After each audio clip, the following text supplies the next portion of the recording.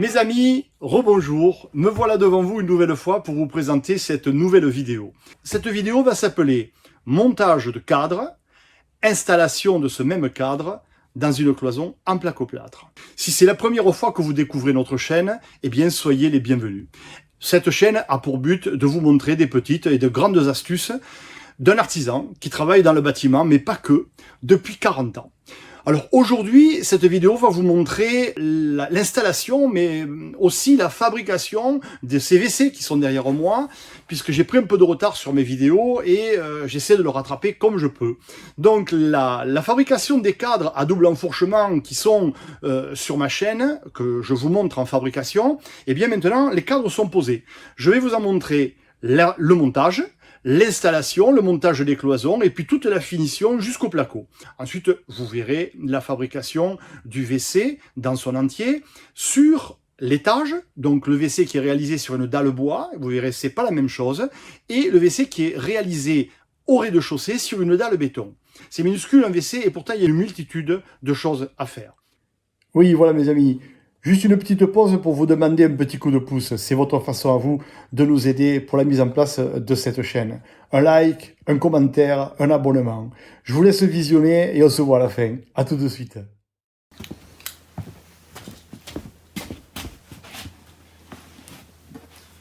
Donc le principe est assez simple. Que ce soit sur de la dalle béton ou sur de la dalle bois, on désolidarise les profils du support. Alors on le fait avec une bande de Faltex, c'est ce qu'on appelle une bande résiliente. Aujourd'hui, je fixe plus les rails au sol, on les colle. Donc toujours pareil, avec une colle PU, vous appliquez sur le sol, à l'emplacement du traçage, votre colle, vous collez votre bande résiliente et dans la foulée, vous remettez une couche en zigzag et vous posez votre rail dessus. Alors si le sol est un peu déformé, vous calez avec une planche, un sac de ciment, vous laissez sécher toute la nuit et le lendemain matin, vous pouvez installer vos montants sur les rails en les sertissant avec la pince appropriée. Puisqu'aujourd'hui, on sait que les appartements, comme les locaux, ils sont modulables. Aujourd'hui, c'est une pièce, demain, on a besoin d'élargir. On peut démonter la cloison très facilement. Je trace l'équerre au sol. Je vais avoir le même type d'équerre qui va être au-dessus de la cloison, dans laquelle je pourrai rentrer mes profils. Parce que cette cloison n'arrive pas jusqu'au plafond, elle s'arrête au faux plafond. Et le faux plafond n'est pas posé. Donc on va faire une équerre dans laquelle on va pouvoir maintenir tous les montants en partie basse et en partie haute. Voilà, je découpe à la cisaille mon profil.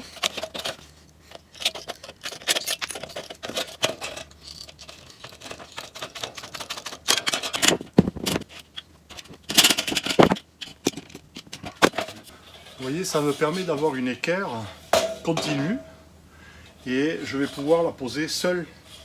Alors pour le montage du cadre, je le fais sur le chantier. Alors rien de plus simple, je me mets au sol, sur une surface plate. Vous voyez que j'aménage un petit coussin tout le temps pour protéger mes genoux. Ça a l'air de rien, mais quand on reste des journées comme ça à genoux, eh ben, c'est très fatigant.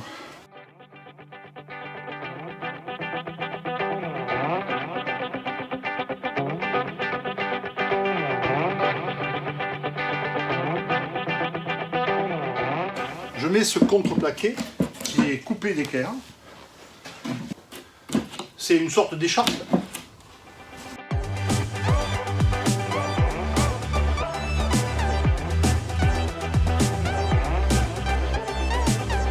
Je vais donc mettre mon écharpe ici à 93,5.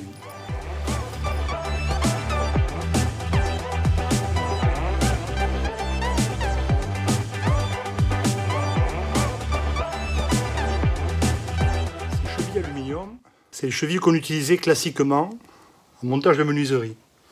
Alors, quand on l'installe, on la met toujours en partant de l'arasement vers l'extérieur, légèrement en V. Et à gauche et à droite, on fait la même chose, du côté droit et du côté gauche.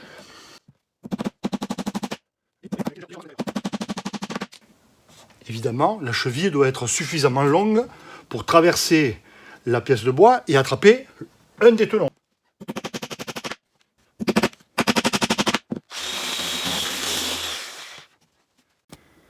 Voilà, j'ai installé les montants.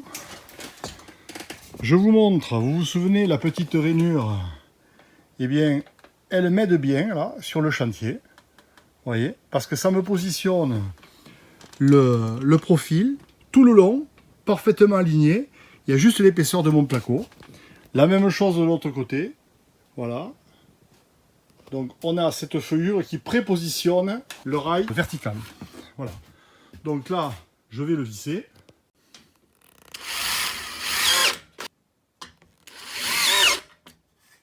Couper mon rail entre les deux montants, puisque cette partie de montant dépasse et me gêne.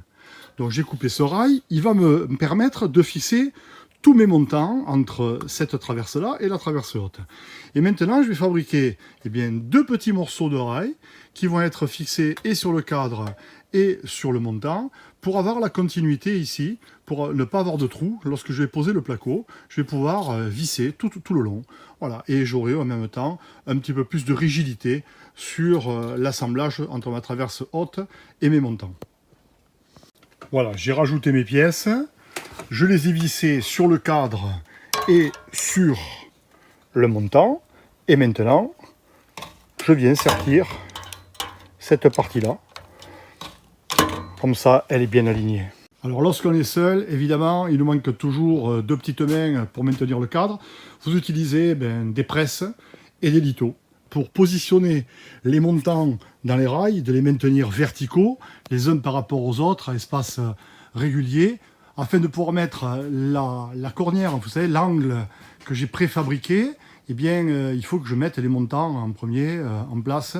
Et comme je suis seul, eh bien, je m'aide simplement avec un tasseau et 3 petites presses.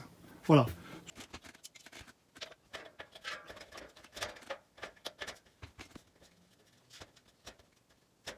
Après avoir installé le rail haut, les rails contre les murs, j'installe donc des parties des étrésillons centraux qui donneront beaucoup plus de raid.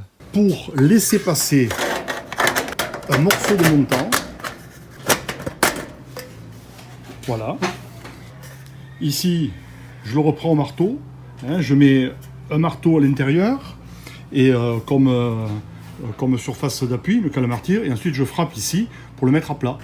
Et je fais une mise à plat du profil pour rentrer la largeur maxi, et je fais ça des deux côtés. Ensuite, je vais l'agrafer. Évidemment, le raid de ce montage de cloison, il est incontestable. Je donne aussi un appui latéral du côté de la serrure. Je reprends l'effort contre le mur.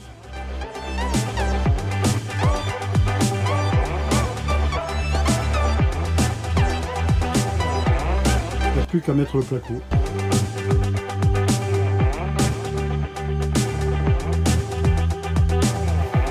Voilà, j'ai tableté et je rentre mon morceau de placo-plâtre directement plaqué au fond.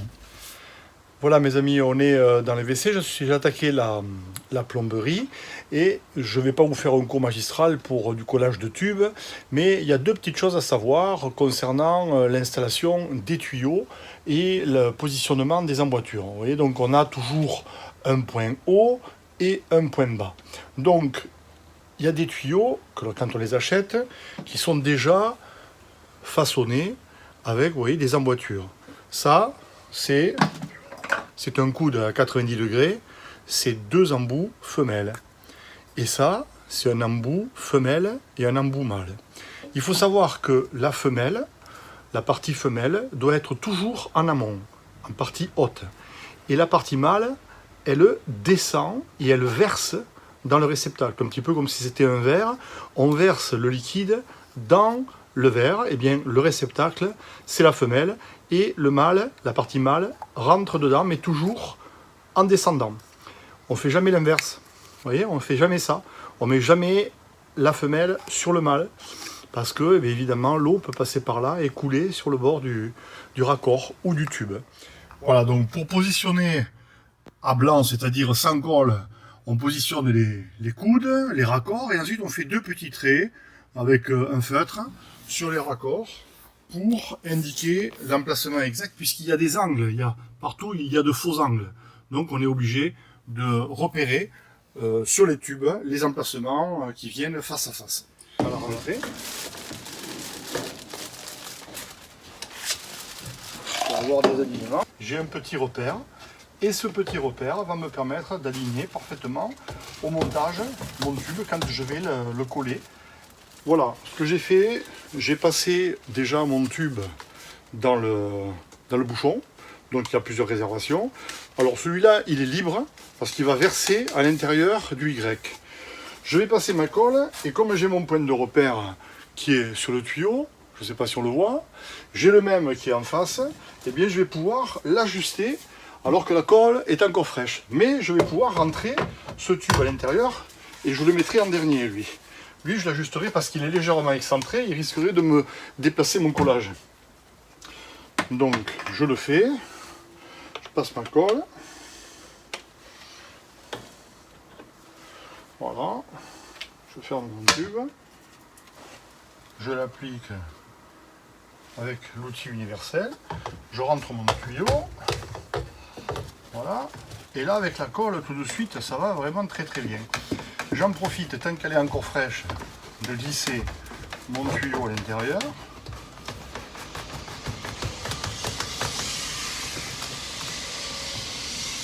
Et voilà. Et comme ça, tout ça, ça va passer derrière, c'est caché dans la cloison, dans la contre-cloison, on ne verra plus rien. Il y aura simplement les sorties, WC et lave-mains.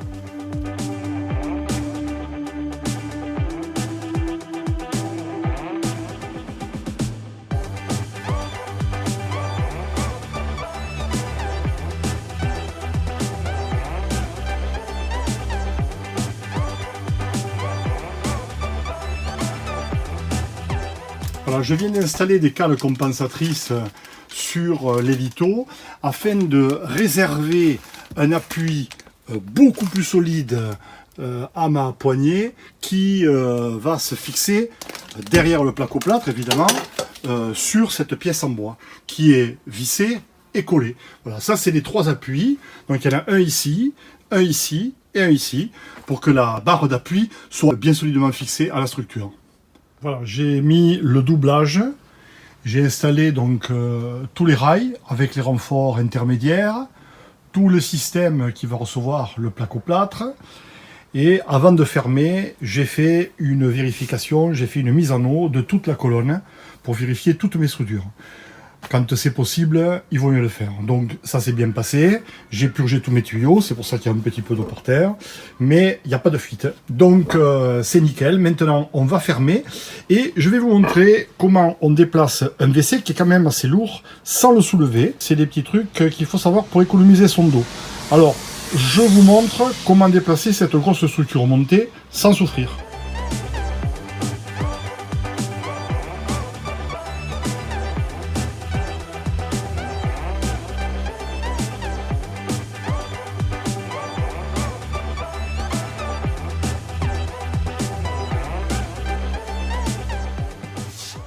Voilà la technique.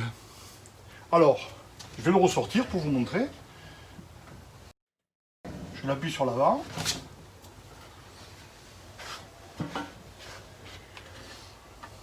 Je le bascule. Je prends un autre angle d'appui. Voilà, je le bascule. Un autre angle d'appui. Je le bascule. Vous voyez ? Et je n'ai pas soulevé le poids. Voilà, je vais retracer mes traits. Alors je refais la même chose.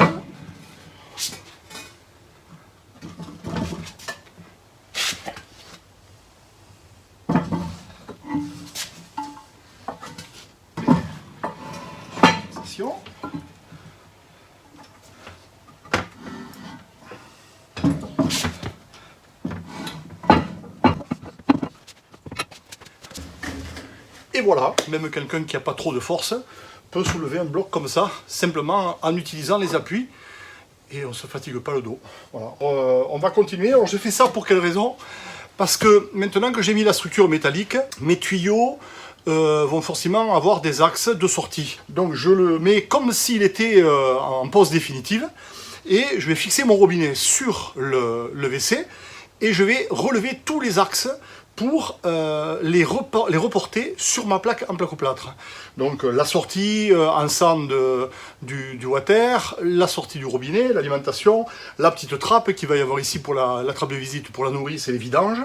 Voilà, tout ça, ça va être tracé, je fais un petit plan et ensuite je le reporte sur la plaque. Je ressors tout, je perce et je pose. Voilà, on y va.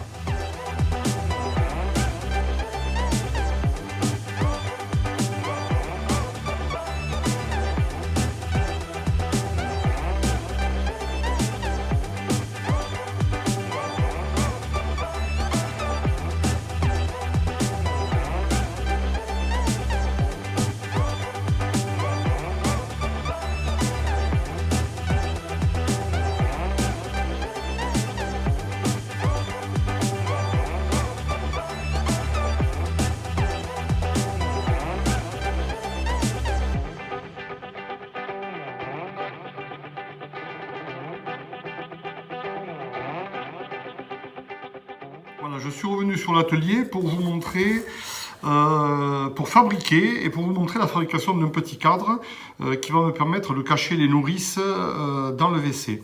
Alors ce cadre, il est simple, il est rainuré sur un côté et il va se monter par emboîtement sur le placoplâtre. Et là, on voit la porte avec la petite charnière piano. Et là, c'est le carrelage qui sera collé devant la porte.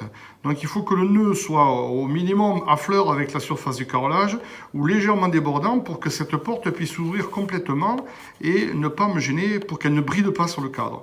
Là, vous voyez, j'ai légèrement amoindri cette partie pour que le cadre soit vissé en façade. Bien entendu, après ici, le carrelage sera posé ici. Il va y avoir un carrelage tout autour du cadre. Et on va faire s'aligner les joints de ce carrelage mural sur la petite trappe. Alors, j'ai monté le cadre. Là, il est en fabrication. Je vous montre le cadre à l'heure actuelle. Voilà, il est emboîté sur le placoplâtre et je vais maintenant amoindrir cette feuillure pour arriver à passer ma vis lorsque je vais être comme ça en façade pour éviter d'abîmer cette arête. Je la diminue légèrement et du fait je me retrouve avec un passage, voilà, un passage plus important derrière. Voilà, ici cette partie là sera derrière le placo et celle-là je vais la diminuer et comme ça je vais pouvoir visser en travers. Voilà, je vous montre ça et puis ensuite on ira l'installer. Alors il faut savoir que le cadre sera monté en onglet et c'est un montage à tiroir. Comme ça il n'y a pas de scellement et après c'est le carrelage qui va maintenir tout l'ensemble. Et bien voilà, c'est la fin de la première vidéo qui traite de la réalisation d'un WC PMR, c'est-à-dire pour personnes à mobilité réduite. Si vous êtes arrivé jusque là, eh bien je vous en remercie. Si vous avez aimé la vidéo, faites-nous le savoir. Un like, un abonnement, un commentaire. Enfin, c'est vous qui voyez. En attendant, ça nous fait plaisir. Je vous dis à bientôt et moi en attendant, je vous prépare la prochaine. Bye bye.